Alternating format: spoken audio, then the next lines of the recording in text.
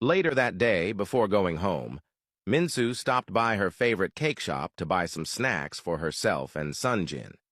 She knew he had been feeling down lately and wanted to buy him something sweet to lift his mood. As she stood in line, Woobin, who had been sitting alone having coffee, watched her. Minsu did not notice him. Kim walked in and approached Minsu, handing her a small gift bag as a wedding present. She explained that she had intended to give it to her at school, but had forgotten. Minsu looked at the bag and refused to accept the gift. Kim pleaded, assuring her that she respected her wish to remain strangers and would not bother her again after this. As Minsu hesitated, wondering whether Kim was sincere, Woobin observed them from his seat. Knowing what kind of person Kim was, he was surprised to see them together. He considered approaching Minsu to warn her that Kim was the same person who had attempted to kidnap and kill her, but had mistakenly abducted Yuna instead. However, he held himself back, remembering that he was no longer friends with Sunjin, and by extension Minsu. He decided to let them handle their own battles, choosing not to interfere. Minsu ultimately thanked Kim for the gift, but declined to accept it. As she stood there, she noticed Woobin leaving the shop. She excused herself and ran after him, stopping him to ask if he was okay. She mentioned that she had heard from Sunjin about their fallout.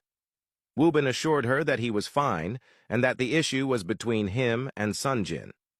She had nothing to worry about. Minsu smiled, reminding him that he was still her friend and that if he ever needed anything or someone to talk to, he could always reach out to her. She wished him well and walked away. Woobin watched her leave, wondering if he was making the right choice by distancing himself from them. As Kim stepped out of the shop, Woobin approached her, remarking that it had been a long time since they had seen each other. Kim looked at him coldly and asked what he wanted.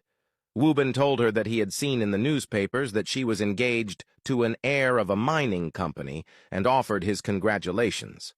He moved closer, stating that while she might be able to deceive everyone else, he could still see her for the evil person she truly was.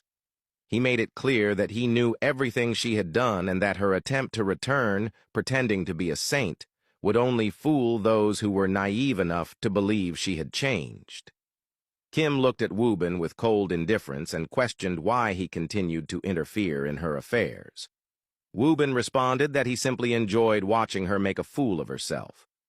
He added that he felt sorry for her fiancé, who had no idea that the woman he was about to marry was someone capable of kidnapping and attempted murder. Kim froze at his words, then stepped closer, warning him to be careful. She made it clear that if he continued to meddle in her business, he would put himself in danger. Woobin, however, merely laughed, stating that she was the one who would die first, not him. With that, he walked away, leaving Kim standing there in silence.